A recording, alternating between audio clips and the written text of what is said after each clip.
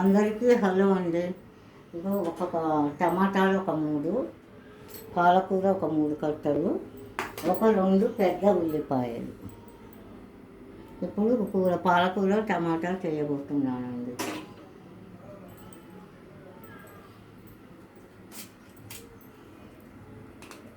ఇప్పుడు నూనె వేస్తున్నానండి.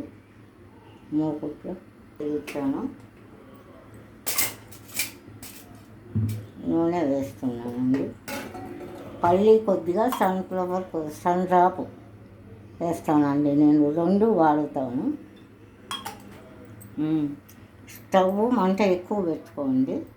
పోపు అయ్యేటప్పుడు గింజలన్నీ వేసినాక తగ్గించుకోండి. ఒక 2 ఎల్లిపాయలు వేసుకోండి. పోపు బాగుంటే కూర బాగుంటుందండి. ఎల్లిపాయలు ఇట్లా దంచుకోండి. జీలకర్ర వేసుకోండి.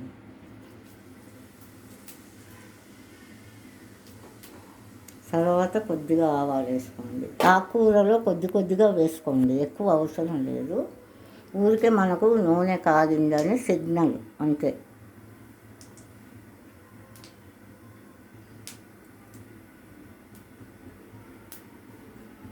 ఆవాలు జీలకర్ర ముందు బాగా కానివ్వాలండి, బ్రౌన్గా రావాలి.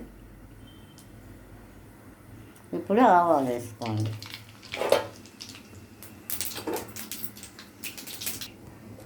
కొద్దిగా శనగపప్పు వేసుకోండి. తర్వాత మినప్పప్పు వేసుకోండి కొద్దిగా. అవి అవుతున్నాయి. ఎల్లిపాయలు కూడా వేసేసుకోండి. ఇప్పుడు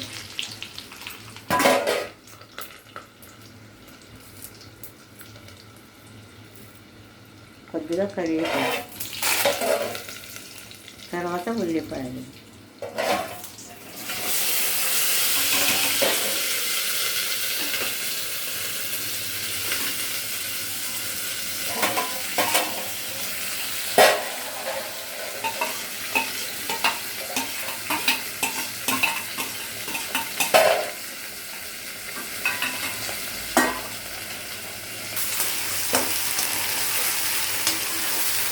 పసుపు కొద్దిగా వేసుకోండి.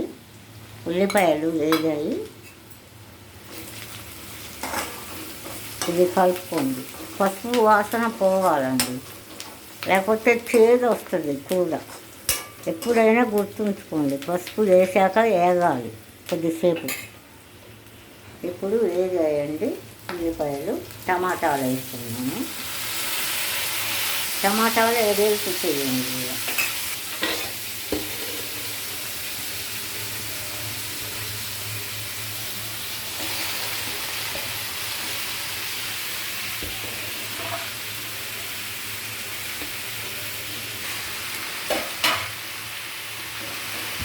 ఇప్పుడు ఉప్పు చూపిస్తాను.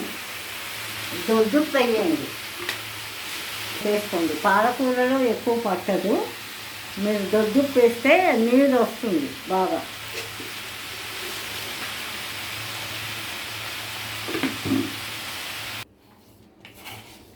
ఒక స్పూను చాలండి. నువ్వులు వేయించుతున్నాను. పాలకూరలోకి నువ్వులు వేయించుకుంటున్నానండి. ఒక్క చుక్క నీళ్ళు వేయండి. చిల్లవు, ఇలా వేయించుకోండి. అస్సలు జిల్లవు, టేస్ట్ వస్తుందండి. ఇగో పాలకూర కూడా చూడండి. ఒకసారి మధ్యలో కలుపుకోండి. ఇదిగో ఎంత నీరు వచ్చిందో చూడండి.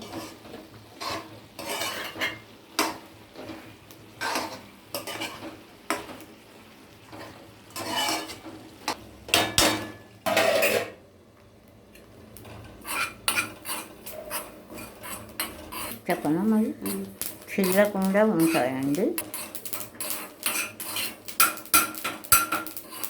ఒక చుక్క నువ్వులు వేసానండి. ఇప్పుడు మిక్సీలో వేస్తున్నాను. ఇవి మెత్తగా అయ్యాక అయ్యిందండి. కొద్దిగా నీళ్ళు వేసుకొని మళ్ళీ రుబ్బుకోండి. అందులో వేసినప్పుడు మీకు యాతన అవ్వదు, కలిసిపోతుంది అంతా. ఇగో ధనియాల పిండి ఒక 1/2 స్పూన్ వేసుకోండి, ఎక్కువ. ఇది నువ్వులది పొడి అండి, పౌడర్లో వాటర్ వేసాను కదా కొద్దిగా చేయండి. లాస్ట్కు కారం వేసుకోండి. ఇప్పుడు వద్దు కారం, దగ్గర కావాలండి కూర. ఇప్పుడు కారం వేస్తున్నానండి కొద్దిగా, ఎంతే వేస్తాం, తక్కువ తింటారు మా పిల్లలు. ఇలా కలుపుకొని బంద్ చేసుకోవడమేనండి స్టవ్. 1 నిమిషం ఉంచి బంద్ చేయాలి, కారం వాసన పోవడానికి. ఇది అయిపోయిందండి కూర, బంద్ చేస్తున్నాను ఇంకా.